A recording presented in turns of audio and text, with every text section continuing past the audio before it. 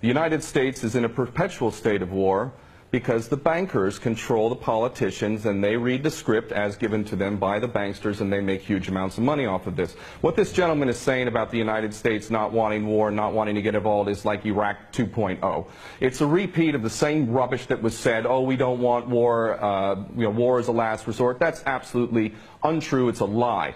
Those that are in government are nothing more than prostitutes who are carrying out the orders of those who are in charge of them, and those that are in charge want another war. And part of that is what we discussed earlier, the Greater Israel Project, to destabilize any Arab regime which might have any kind of autonomy and self-determination. Any regime in the Arab world that is not an absolute puppet cannot be tolerated. And who are the nations that we target? Those that are not puppets. We don't target those like the Saudi regime, which is the biggest human rights violator in that region. It's cutting off people's heads in public, cutting off hands. It is the most grotesque regime on the planet, and yet we give that regime weapons, and it's no problem whatsoever. The duplicity and hypocrisy of the United States and the West can't even be measured. It is so enormous. And these mouthpieces, such as this gentleman in Washington, is only doing a disservice to himself and his country. And the fact is that American sons and daughters will get involved in this yet again, and these chicken hawks who are pretending to care about the Syrian people are going to be sacrificing not their own sons and daughters. I would like this man to send his sons and daughters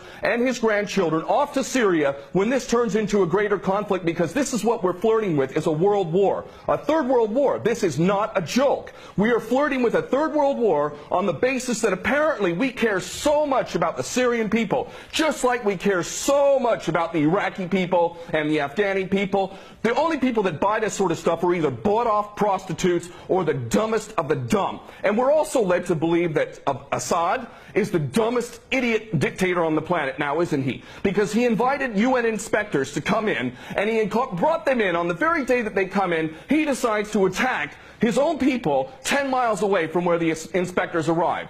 This is beyond ridiculous, and the only people that buy this, again, are bought-off prostitutes or the dumbest of the dumb.